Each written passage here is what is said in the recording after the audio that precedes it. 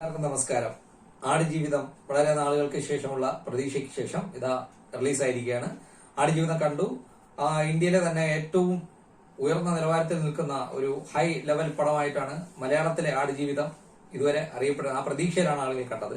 അപ്പോൾ എന്റെ അഭിപ്രായത്തിൽ നാഷണൽ ലെവലിൽ വരുന്ന അല്ലെങ്കിൽ ഒരു ഇന്റർനാഷണൽ ലെവലിൽ വരുന്ന ഒരു സ്റ്റഫാണോ ആടുജീവിതം എന്ന് നോക്കാം.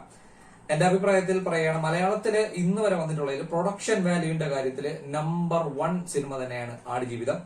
അതായത് സിനിമ കണ്ടുകൊണ്ടിരിക്കുന്ന പല വേളയിലും അതൊരു മലയാള സിനിമയാണെന്ന് പോലും മറന്നു പോകുന്ന രീതിയിലാണ് ആടുജീവിതത്തിന്റെ പോക്ക്. അതവിടെ ഇരിക്കട്ടെ. അപ്പോ നാഷണൽ ലെവലിൽ ഒരു ഇന്ത്യയിലെ തന്നെ ഒരു ഇന്ത്യൻ സിനിമ എന്നുള്ള രീതിയിൽ തന്നെ വേണമെങ്കിൽ നമ്പർ 1 ലെവലിൽ നിർത്തുന്നു, നല്ല ടോപ്പ് ലെവലിലേക്കും ബോളിവുഡ് സിനിമകളുടെ കിടപിടിക്കാൻ പറ്റുന്ന വർക്കാണ്. എല്ലാ ലാംഗ്വേജിലും വളരെ മികച്ച ഒരു സ്കോർ നേടാൻ പറ്റും ആടുജീവിതത്തിന്.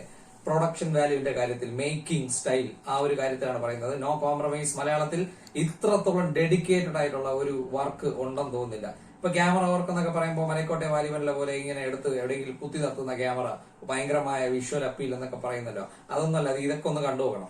എവിടെ നിന്ന് എങ്ങനെയാണ് എങ്ങനത്തെ ഫ്രെയിമുകളാണ് ചെയ്തിരിക്കുന്നത് എന്ന് കറക്റ്റ് ആയിട്ട് അറിയണമെങ്കിൽ, ക്യാമറ വർക്കിന്റെ എക്സലൻസ് അറിയണമെങ്കിൽ ഇത് കണ്ടാൽ മതി. ക്യാമറ വർക്കല്ല, ടെക്നിക്കലി മൊത്തത്തിൽ പറയാം. ടെക്നിക്കലി പടം ടോപ്പ് നോച്ചാണ്. അതായത് മലയാളത്തിൽ തന്നെ ഇങ്ങനത്തെ ഒരു സാധനം കണ്ടിട്ടില്ല. പടം കണ്ടുകൊണ്ടിരിക്കുമ്പോൾ ഞാൻ പറഞ്ഞ പോലെ പടം കണ്ടുകൊണ്ടിരിക്കുമ്പോൾ തന്നെ അതൊരു മലയാളം മൂവിയാണ് കാണുന്നതെന്ന് മറന്നു പോകുന്ന ഒരുപാട് സീനുകളുണ്ട്, പ്രത്യേകിച്ച് സെക്കൻഡ് ഹാഫിൽ. ആടുജീവിതം നോവൽ വായിച്ചിട്ടുണ്ടായിരിക്കും, ഞാനും വായിച്ചിട്ടുണ്ട്. അപ്പോൾ ഇനി ഞാൻ കഥയുടെ മറ്റു കാര്യങ്ങളൊക്കെ പറയുമ്പോൾ ചെറിയൊരു കമ്പാരിസൺ അതിൽ വരും. നമ്മൾ ബുക്കിനെ ബേസ് ചെയ്താണ് സിനിമ ഇറക്കിയത്, അതുകൊണ്ടാണ് പറയുന്നത്. അപ്പോൾ പ്രൊഡക്ഷന്റെ കേസിൽ നോ കോംപ്രമൈസ്. നമ്മളെ പ്രധാന ആളുകളൊക്കെ അതിന്റെ അകത്തോട്ട് റസൂൽ പൂക്കുട്ടിയുടെ സൗണ്ട് മിക്സ് കിടിലം, AR റഹ്മാന്റെ BGM മ്യൂസിക് അതെല്ലാം കിടിലം. പിന്നെ പറയേണ്ട കാര്യമില്ല. ബ്ലസ്സിയുടെ ഡയറക്ഷൻ ഓക്കെ. പൃഥ്വിരാജിന്റെ അഭിനയം പറയേണ്ടതില്ല, ഒരു രക്ഷയില്ല. പൃഥ്വിരാജിന്റെ കരിയർ ബെസ്റ്റ് എന്ന് വേണമെങ്കിൽ പറയാം. പുള്ളിക്കാരൻ പല കാര്യങ്ങളും ചെയ്തിട്ടുള്ളത് ചിലപ്പോൾ വിശ്വസിക്കാൻ പറ്റാത്ത രീതിയിലുള്ള മേക്കപ്പ് കാര്യങ്ങൾ, അങ്ങനെ പെർഫോമൻസ്, അതിലൊന്നും ഒന്നും പറയാനില്ല. അതൊക്കെ ശരിക്കും നല്ല സ്ക്രീനിൽ കണ്ട് തന്നെ എൻജോയ് ചെയ്യണം. അതിലൊന്നും ഒന്നും പറയാനില്ല. അതിനെ പുകഴ്ത്താനൊന്നും ഇനി അധികം വാക്കുകളൊന്നുമില്ല. നേരിട്ട് കണ്ടറിയുക ഇങ്ങനെയുള്ള കാര്യങ്ങളുടെ പവർ എന്താണ്, നല്ല ബിഗ് സ്ക്രീനിൽ തന്നെ കാണുക. അപ്പോ ഇനി അടുത്ത് കഥയുടെ മറ്റു കാര്യങ്ങളുണ്ട്, റൈറ്റിംഗ്, കഥയുടെ പോക്ക്, അങ്ങനെയുള്ള കാര്യങ്ങളോട്ട് വന്നു കഴിഞ്ഞാൽ നമ്മളെ ബെന്യാമിന്റെ ആടുജീവിതം ബുക്ക് പലരും വായിച്ചിട്ടുള്ളതാണ്, നമുക്കറിയാം. ഏതാണ്ട് കഥ വരെ നമുക്കറിയാം, അവസാനം എന്താവുന്ന വരെ, ക്ലൈമാക്സ് വരെ അറിയാം എന്നുള്ള രീതിയിലാണ് നമ്മൾ ഈ സിനിമ കാണാൻ പോകുന്നത്. അതാണ് ഈ സിനിമയുടെ ഏറ്റവും വലിയ പ്രത്യേകത. ക്ലൈമാക്സിൽ എന്താണ് സംഭവിക്കുന്നതെന്ന് വരെ അറിഞ്ഞുകൊണ്ടാണ് ഈ കാണുന്ന എല്ലാ ജനങ്ങളും ആ സിനിമ കാണാൻ പോകുന്നത് എന്നുള്ളത് മറ്റൊരു കാര്യമാണ്.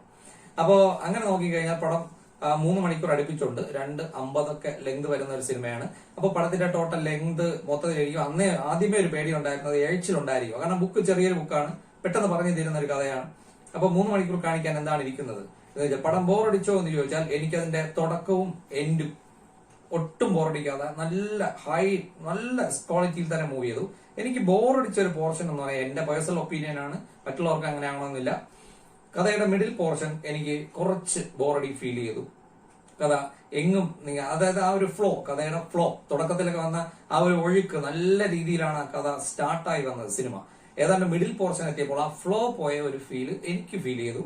എന്നിട്ട് സെക്കൻഡ് ഹാഫിൽ വീണ്ടും കയറുമ്പോൾ വീണ്ടും ആ ഫ്ലോ വീണ്ടും സ്റ്റാർട്ടായ പോലെ ഫീൽ ചെയ്തു. അപ്പോൾ എനിക്കങ്ങനെ ഫീൽ ചെയ്തതാണ്. പിന്നെ പടം എൻഡ് ചെയ്യുന്നത് ഭയങ്കരമായ ഒരു പവർഫുൾ ആയിട്ടുള്ള ഒരു എഫക്ട് തരുന്ന ഒരു എൻഡിങ് ആണ്. പ്രവാസികൾ ആരെങ്കിലും ഒക്കെ തിയേറ്ററിൽ ഉണ്ടായിരുന്നെങ്കിൽ അവർ ഉറപ്പായിട്ട് അവിടെ ഇരുന്ന് കരഞ്ഞിരിക്കും. ആ റേഞ്ചിലുള്ള ഒരു എൻഡാണ്. അങ്ങനത്തെ ഒരു ഭയങ്കര പവർഫുൾ, കണ്ടഴിച്ച് പോകുമ്പോൾ കിട്ടുന്ന ഒരു എഫക്ട് അത് മാരകമാണ്. അത് പറഞ്ഞിട്ട് കാര്യമില്ല, ഒരു ടോട്ടൽ അപ്പീൽ കിട്ടുകയാണ്. പിന്നെ പൃഥ്വിരാജിന്റെ പെർഫോമൻസിനെ പറ്റി ഞാൻ പറയുന്നില്ല, അതൊക്കെ നേരിട്ട് കണ്ടറിയണം. ട്രാൻസ്ഫോർമേഷൻ ആയാലും മേക്കപ്പ് ആയാലും ഒരു മനുഷ്യന്റെ മാറ്റങ്ങളായാലും. പക്ഷെ ബുക്കിൽ കിട്ടുന്ന എഫക്റ്റിനേക്കാൾ എനിക്ക് കുറച്ച് എഫക്റ്റേ സിനിമയിൽ കിട്ടിയുള്ളൂ. കാരണം ഇതിന്റെ പ്രധാന പോർഷൻ, നമ്മള് മസറ എന്ന് പറയുന്ന ആ ഒരു ആടുമേക്കൽ, മരുഭൂമിക്ക് നടുക്കുള്ള ആടുമേക്കൽ കേന്ദ്രത്തിൽ ഇദ്ദേഹം ഏതാണ്ട് 3 വർഷം ജീവിക്കുമ്പോൾ ഈ ആടുകളുമായിട്ടുള്ള ഭയങ്കരമായ ഒരു കണക്ഷൻ അത് ബുക്കിന്റെ അകത്ത് നല്ല രീതിയിൽ വർക്കൗട്ട് ചെയ്ത് വന്നിട്ടുണ്ട്. അപ്പോ സിനിമ അതിന്റെ രീതിയിൽ മാറ്റിയെങ്കിലും ഈ സിനിമയിൽ ഏറ്റവും ഇമ്പോർട്ടൻസ് കൊടുക്കുന്നത് ഈ വ്യക്തിയുടെ അങ്ങോട്ടുള്ള വരവിന്റെ ഏതാനും ചില ദിവസങ്ങളും എസ്കേപ്പ്, അതായത് അവിടെ നിന്ന് രക്ഷപ്പെടുന്ന ദിനങ്ങളും, ഇതിനാണ് ഏറ്റവും കൂടുതൽ പ്രാധാന്യം കൊടുത്തിരിക്കുന്നത്. സിനിമയുടെ നടുക്ക്, അതായത് ഈ ബുക്കിന്റെ നടുക്ക് വരുന്ന കഥ എന്ന് പറഞ്ഞാൽ ആ ആടുകളും ഈ മനുഷ്യനുമായിട്ടുള്ള ആ ഒരു കോണ്ടാക്റ്റും, അവിടെയുള്ള ജീവിതം, അവിടെയുള്ള കാര്യങ്ങൾ, ഇങ്ങനെയുള്ള പ്രത്യേകിച്ച് ആ മൃഗങ്ങളും ഈ മനുഷ്യനും തമ്മിലുള്ള ഒരു ബന്ധം. അതുകൊണ്ടാണല്ലോ അതിനെ ആടുജീവിതം എന്ന് പറയുന്നത്. ആ ഒരു കാര്യത്തിൽ സിനിമ അല്പ ഡൗൺ ആണ്. സിനിമയിൽ ഈ മൃഗങ്ങളും ആ മനുഷ്യനും തമ്മിലുള്ള ഒരു അറ്റാച്ച്മെന്റ് ഒക്കെ വളരെ ഒരുപാട് രംഗങ്ങൾ കട്ട് ചെയ്ത് മാറ്റിയിട്ടുണ്ട്. മാത്രമല്ല അത് നമുക്കത് ഫീൽ ചെയ്യുന്നില്ല ആ ഒരു ഭാഗത്ത്. പക്ഷെ ഈ സിനിമ എന്ന് പറയുന്നത് ഏറ്റവും പ്രാധാന്യം കൊടുത്തെത്തിയിരിക്കുന്നത് അവിടെ നിന്ന് രക്ഷപ്പെടൽ രംഗങ്ങൾക്കാണ്. സെക്കൻഡ് ഹാഫ് മുഴുവൻ അത് ഗ്രാൻഡ് വേറെ ലെവലിൽ തന്നെ ചെയ്തിട്ടുണ്ട്. പറയാൻ വാക്കുകളില്ല. അതിന് മലയാള സിനിമ എന്നല്ല, ആ സീന് കണ്ടുകൊണ്ടിരിക്കുമ്പോൾ ഒരിക്കലും അതൊരു മലയാള സിനിമയാണെന്നോ തമിഴ് സിനിമയാണെന്നോ പോലും തോന്നില്ല. അത്രയ്ക്ക് ഗ്രാൻഡ് ലെവൽ ചെയ്തിട്ടുള്ള ഭയങ്കരമായ രംഗങ്ങളാണ്, ഞെട്ടിപ്പിക്കുന്ന രംഗങ്ങളാണ്. അതിന് യാതൊരു കോംപ്രമൈസും ഇല്ല. അപ്പൊ ആടുജീവിതം എനിക്ക് വലിയ നെഗറ്റീവായിട്ട് തോന്നില്ല. പിന്നെ അനാവശ്യമായ കുറെ റൊമാൻറ്റിക് സീനുകൾ എടുത്തു പറയാം. സിനിമയെ വൃത്തികേടാക്കിയ കുറെ രംഗങ്ങൾ തന്നെയാണത്. അതിൽ കുറച്ച് ലിപ് ലോക്കും ഈ അനാവശ്യമായ സംഭവങ്ങൾ. ലിപ് ലോക്ക് ഉള്ളത് കൊണ്ടല്ല മോശം എന്ന് പറഞ്ഞത്. 1990-ൽ നടക്കുന്ന കഥയിൽ ഒരു സാധാരണ മലബാർ കുടുംബത്തിൽ ഒരു ഭാര്യയ്ക്കും ഭർത്താവിനും ഇടയ്ക്ക് അവിശ്വസനീയമായ രീതിയിലുള്ള ചില റൊമാൻറ്റിക് രംഗങ്ങളൊക്കെ അതിനകത്ത് കാണിക്കുന്നുണ്ട്. അത് പടത്തെ സ്പോയിൽ ചെയ്തിട്ടുണ്ട്. പടത്തിന്റെ പ്ലോട്ടിനെ തന്നെ ഇല്ലാതാക്കിയിട്ടുണ്ട്. അത് കണ്ടപ്പോൾ തന്നെ വളരെ മോശമായിട്ട് ഒരു കല്ലുകടിയായിട്ട് ഫീൽ ചെയ്തു. അത് വേണ്ടായിരുന്നു എന്ന് എല്ലാവർക്കും തോന്നും, ആ രീതിയിലുള്ള സാധനം. പിന്നെ കുടുംബ പ്രേക്ഷകരെ അകറ്റി നിർത്താനും അത് ഒരുപാട് സഹായിക്കും. പിന്നെ പൃഥ്വിരാജിന്റെ ചില രംഗങ്ങളൊക്കെ ഉണ്ട്, അതൊക്കെ ഒറിജിനൽ ആണോ എന്ന് എനിക്കിപ്പോൾ സംശയമുണ്ട്. അത്രയ്ക്ക് ഭയങ്കരമായ രീതിയിലുള്ള ഒരു പെർഫോമൻസ് ആണ് പുള്ളിക്കാരൻ കാഴ്ചവെച്ചിരിക്കുന്നത്. ആ പടത്തിന്റെ ജീവൻ എന്ന് പറയുന്ന തന്നെ ആ വ്യക്തിയാണ്. അപ്പോ അതിലൊന്നും യാതൊരു ഇതുമില്ല. പിന്നെ ബുക്കിൽ നിന്ന് ഒരുപാട് മാറ്റങ്ങളുണ്ട്. അത് സിനിമയ്ക്ക് വേണ്ടി ഉണ്ടാക്കിയ മാറ്റങ്ങളായിരിക്കാം. പക്ഷെ എന്റെ അഭിപ്രായത്തിൽ കുറെ നല്ല നല്ല രംഗങ്ങൾ ബുക്കിലുണ്ടായിരുന്നു. അതും കൂടെ ഒന്ന് ഇൻക്ലൂഡ് ചെയ്തിരുന്നെങ്കിൽ കുറച്ചുകൂടെ എഫക്റ്റീവ് ആയനെ.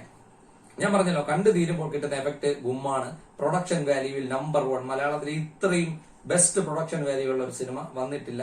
മലയാളത്തിനെ അടുത്ത തലത്തിലെത്തിക്കുന്ന സിനിമ, അതായത് മറ്റ് ഭാഷകളിലേക്ക് മലയാളം അറിയപ്പെടാൻ പോകുന്ന ഒരു പ്രധാന സിനിമ തന്നെയാണ് ആടുജീവിതം. അതിലൊന്നും യാതൊരു കോംപ്രമൈസും ഇല്ല. ഉറപ്പായിട്ടും കുടുംബസമേതം തിയേറ്ററിൽ പോയി കാണുക. അതിനപ്പുറം യാതൊരു കാര്യവും എനിക്ക് പറയാനില്ല.